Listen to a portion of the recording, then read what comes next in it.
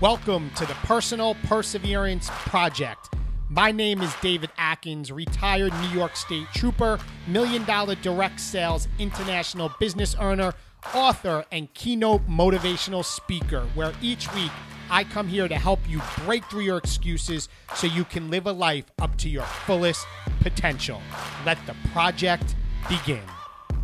That is my mindset. I operate on a level of excellence, and you guys need to wake up every single day, and you need to operate on a level of excellence and create your masterpiece.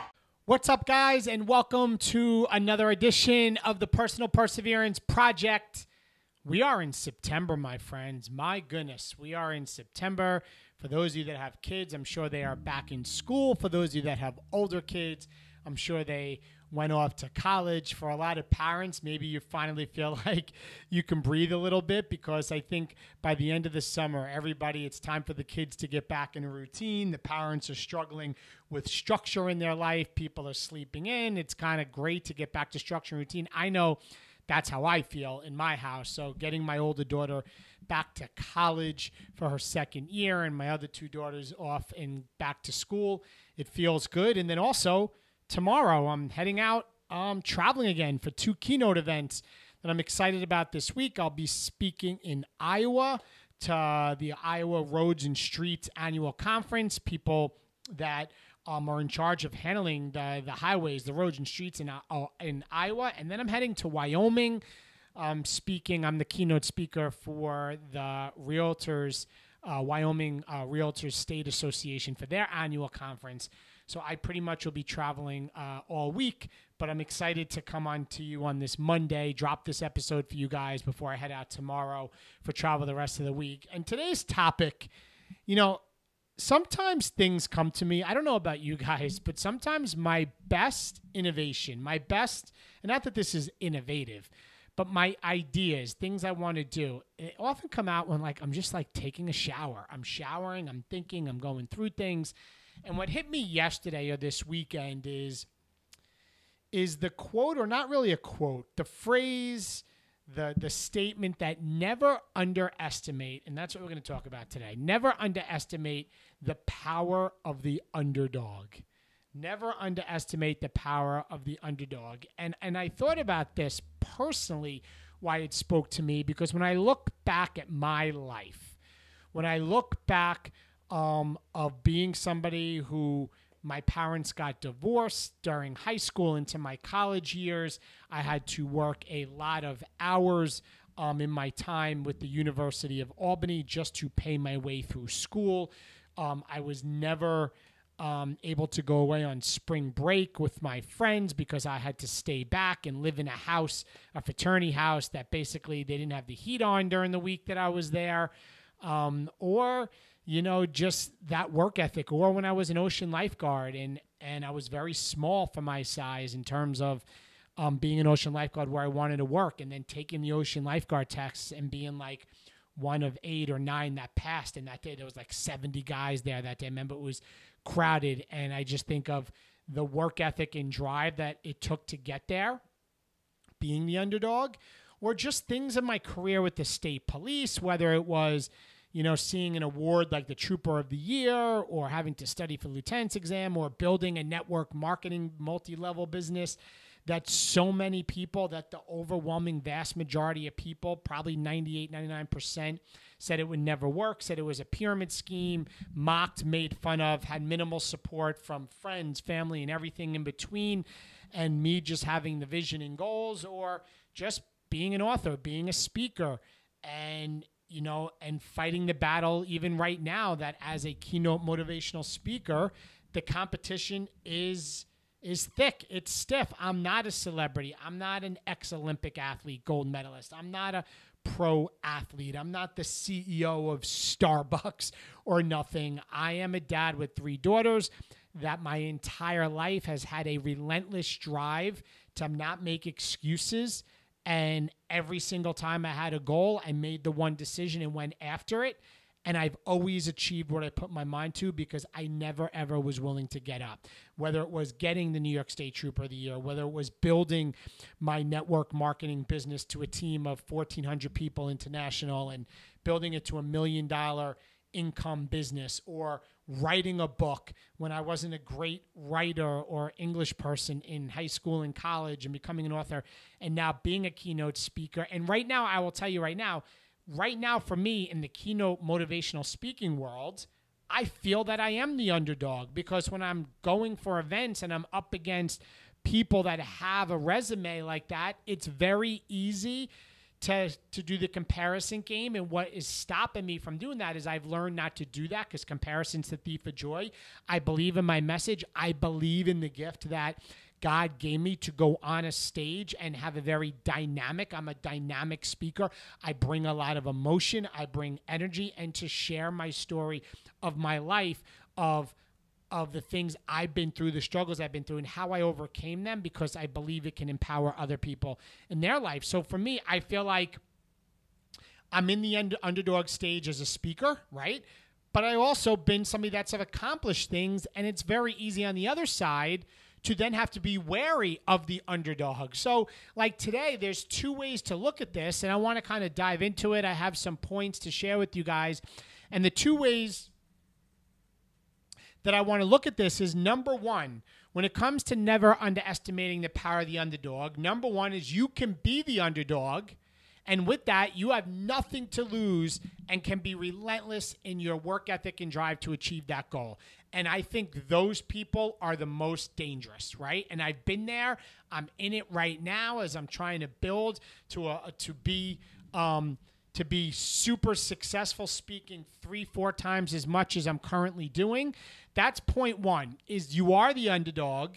You may have those doubts. You feel like other people have an advantage, but you're dangerous. Let me tell you, and I'm going to dive into that a little bit. And the second is, you are where you want to be. You achieved that goal. You built that business. You have success in your career. You moved up in the ranks of your career, whatever it is. But maybe you're getting a little comfortable, and that drive that got you to where you are now, maybe it's not there anymore. And I'll tell you, people like that need to be wary and not get comfortable, because guess what? There's an underdog that's going to come that you have no idea that's coming behind you.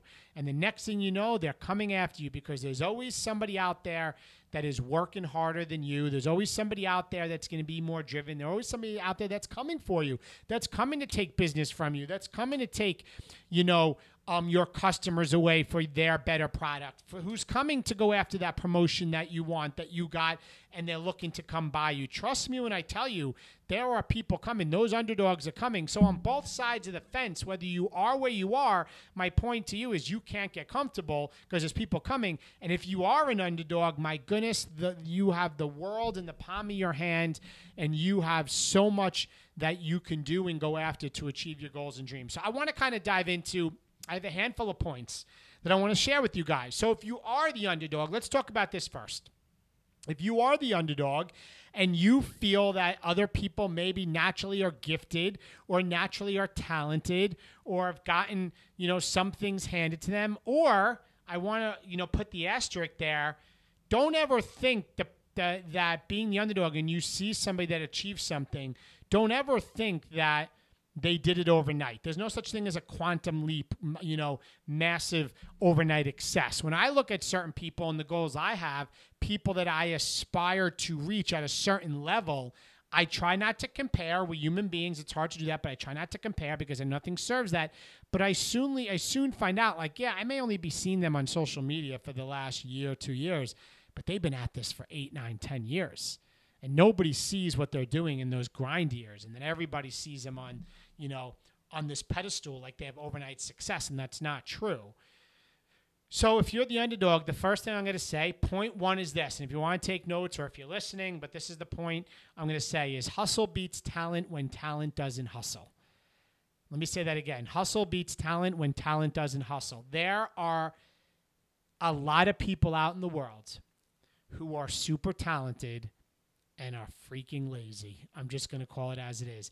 There are people out there that are gifted, and there are people out there that are talented that don't have that work ethic, don't have that drive, don't have that determination, don't have that grit, don't have that perseverance, don't have consistency, don't have the discipline. And you know what? that's to your advantage. Because if you are an underdog, I think you are dangerous. Because if you are somebody that's maybe less talented than somebody else, but your work ethic is 10 times more than that person that's talented, in the end, you will win. Like, without a doubt, I believe that you will win, because hustle will always outwork people that are talented, for those people that are talented that are not willing to put the work in. So that's point one. Point two is this. If you are an underdog, you need to be a sponge. What do I mean by that? You need to be coachable and teachable. You need to be able to go out there. You need to read books to better your craft. You need to listen to books that will help you with your mindset. You need to be listening to and searching for YouTube videos that will help you where you are. I don't know what that thing is that you're trying to achieve in your life, but if you're going after it, you need to be a sponge. And here's my tip. You ready? Find somebody that has what you want and do what they do. I'll say that again. Find somebody that has what you want and do what they do. Find somebody that's achieved what you want. Learn from them. Don't compare. Learn from them. What books are they reading? What have they done?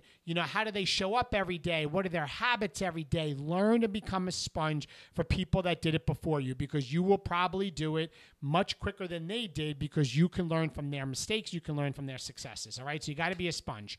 Number 3 is this. You got to be relentless in your pursuit. That means you can't have a plan B. I'm a big believer that if you have a plan B, you're giving yourself a way out in whatever it is you're trying to accomplish. Like for me right now as a speaker, there is no plan B. I'm going to go out this week at my 2 events. I know in my heart, I've been going over my material. I'm absolutely going to bring my A game. I plan on crushing it. I'm going to be relentless.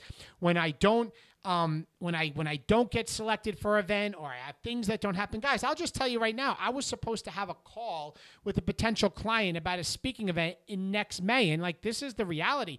I had a no-show on the call. We set the call up. The person didn't show up on the call. And you know what?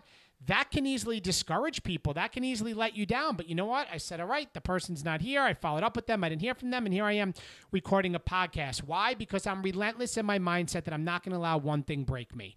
Because I am stronger than the obstacles that are going to throw my way. I am going to will my way through whatever's thrown at me. Why? Because I believe in my message. I believe in my gift. I believe in what I have to offer the world. I believe in my second book that I'm writing. I believe in all of it. I have the faith, and the faith is the belief in things you cannot see. So you have to be relentless. You have to lean into your faith every single day. You have to starve your fears. You have to keep going, and life will eventually ease up on you, because they will see that you're not backing down. All right? So you got to be relentless and expect that, the obstacle's the way. There's a book called The Obstacle's the Way. It's the truth. That's where you learn. You don't learn from when things go right. You learn when things go wrong. You learn from struggles, trials, and tribulations, right? And what did I learn by this person not showing up? For me, I like to say bless and release. Bye-bye. I'm moving on. If I hear from them, I'll get back on another call. But I need to move on, because I have goals, I have dreams, and I can't sit here and have a pity party. All right? You got to be relentless. Number 4, giving up is never an option. Let me say that again.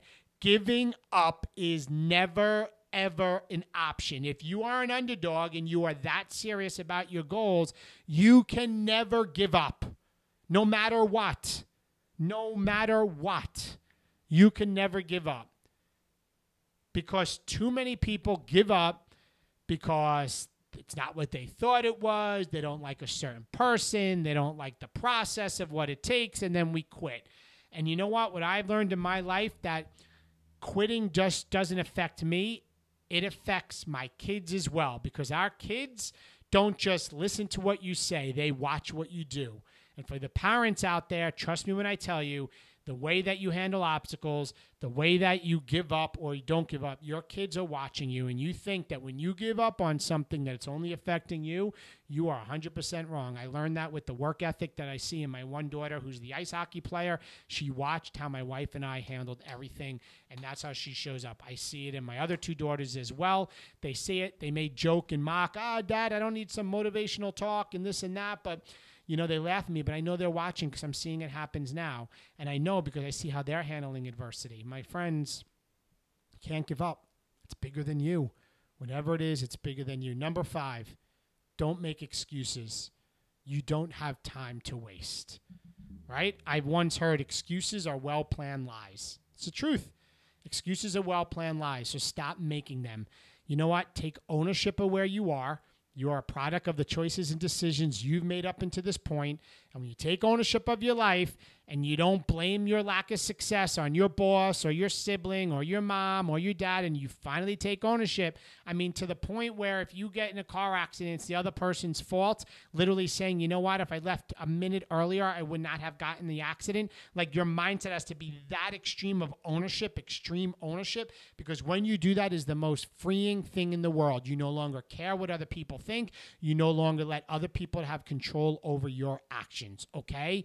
So don't make excuses. Take ownership. Don't blame. Don't play victim mentality. Don't make excuses. Average people make excuses. Average people play the blame game. The greats, the truly successful, they talk solutions. The greats, they play victor mentality, not victim mentality, all right? Number 6, show people by your actions, not your words. Don't tell people what you're going to do. Show them what you're going to do. That is the most powerful way. Success is the most powerful way to show people what you're about. Prove it to them. Or some people like to say, or I'll say, prove them wrong.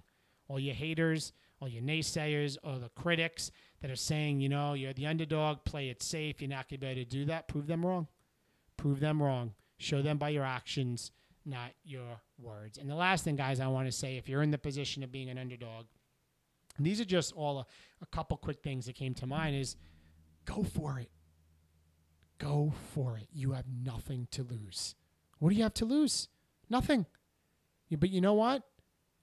You don't want to live with regret, right? They say struggle is less painful than regret. You don't want to live with regret later on in your life, looking back, saying, I wish I did this. I wish I did that. You can't get time back. And I don't know. For me, I feel now that I'm in my later 40s, you know, I am really realizing how quick time goes.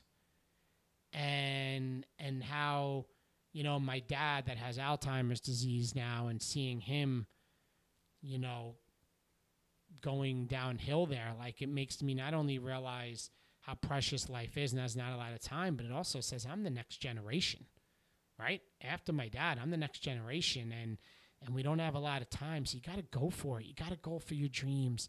You got to go for your goals. You know, I like sometimes when I'm speaking, I may do it this week, I often say, how many people in the room have dreams, have goals? And by a show of hands, I ask them, and people put their hands up.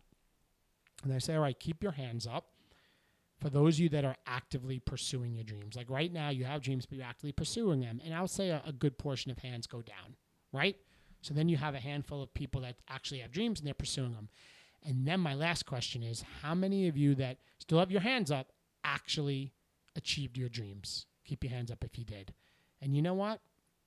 Maybe 1, 2 people, sometimes no people have their hands up. So I like to say, you know, what goals do you have? What dreams do you have? We don't have time. So you got to go for it in life. And if you're the underdog, who cares?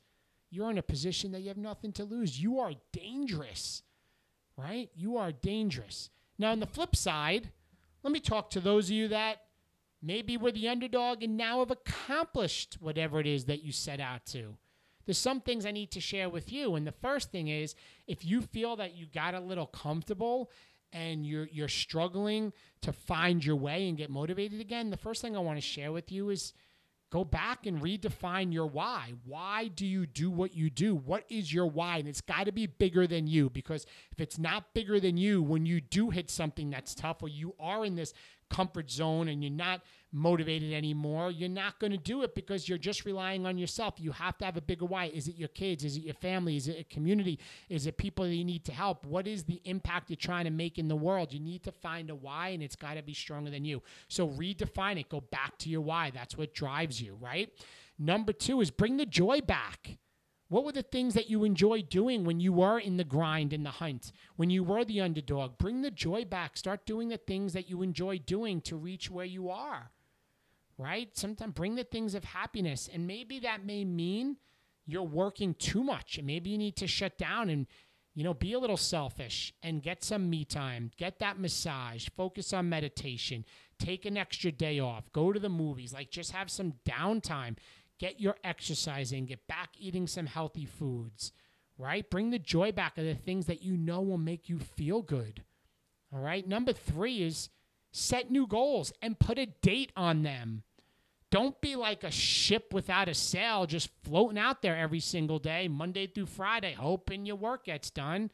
Set some new goals. Set some stretch goals, right? Set some stretch goals. Put a date on them. Get something to get you moving again. All right? So that's number 3. Number 4, expand your knowledge. The person you are right now, let me say this. I want to make sure I get this out of my mouth the correct way. The person you are right now is not going to get you to the goals and dreams you want to reach tomorrow. I'll say that again. The person you are right now is not going to get you to the goals and dreams you want to reach tomorrow. What do I mean by that? Whatever goals and dreams you have, you're going to need to go through a growth journey. So what books do you need to read or reread? Maybe there's a book that you need to reread. I often read books twice. Years later, I'll pick a book up that was really good a couple of years ago. And when I read it again, it speaks to me in a different way. Why? Because I'm at a different point in my life. So what books do you need to read? What live events, conferences can you go to learn and grow so you're surrounded by some other people that are also trying to achieve what you're trying to achieve, right? Maybe it involves expanding your knowledge, hiring a coach. You know, when I work with people, you know, one-on-one, and I did whether through my Beachbody business or now, whether it's helping people that want to be a speaker or really life coaching, you know, I help them redefine their why. I help them say, all right, what are your goals? I help them give accountability. We go through all of these things. I make sure they're doing things to bring some joy and getting their exercise in. It's a level of life coaching accountability, but you need to expand your knowledge. Do you need a coach to maybe help you get there? Is a great tool. Do you need to get yourself at some live events? Are there books that you need to read? Those are a handful of ways to expand your knowledge. Number 5 is find an accountability partner. Find somebody that you can check in with. Find somebody you can get on a Zoom call with or a phone call, even if it's for 5 minutes a week, just to check in and see how they're doing. Somebody that's going to keep you moving forward. It's so easy to get in a rut and just go through the motions in life. Don't do that. Find an accountability partner, somebody that you can work with so you hold each other accountable. And the last point on this, number 6, is give yourself some grace. You did it before, you can do it again. My friends, I'll say it again. You did it before, you can do it again. So don't be so hard on yourself. If you feel you've gotten a little too comfortable and what I'm sharing with you, like, wow, David, I once was the underdog, but, you know, I am where I am in my goals, but I am kind of getting comfortable. Number 1, you need to be careful because somebody's coming for you, the other underdog. And number 2 is it's okay. You know why? Because today's a new day, right? It's a new day. You have a new 86,400 seconds in a day. What you do today will determine the person and the product you become tomorrow. So let the past go. It's okay. We all have been in ruts. We all have kind of gone through the motions, but it's okay. Pick yourself up, brush yourself off, get back on the saddle, and get back at it. So, guys, that's it for my message today. Never underestimate the power of the underdog. Please, guys, share this episode, subscribe, and follow this channel. And guys, that's it. I'm heading on the road this week. And my friends, if any of you are connected to people or conferences or with part of a company that needs speakers or keynote motivational speakers, you know, the best thing is the word of mouth. And I would love to share my information, my website. You know, I'm very easy to find. Just go to Google. But my website, davidatkinspeaks.com, because every single day my goal is to empower other people to take this gift I have. And I realize it's bigger than me. It's about inspiring, empowering, and motivating others every single day. And I'd love to share that with whatever group or audience of people that you're connected to. And I'm always only a phone call, an email, an Instagram message, a LinkedIn message away. So, guys, have a great day. Have a great week. And I will talk to you soon. Bye-bye.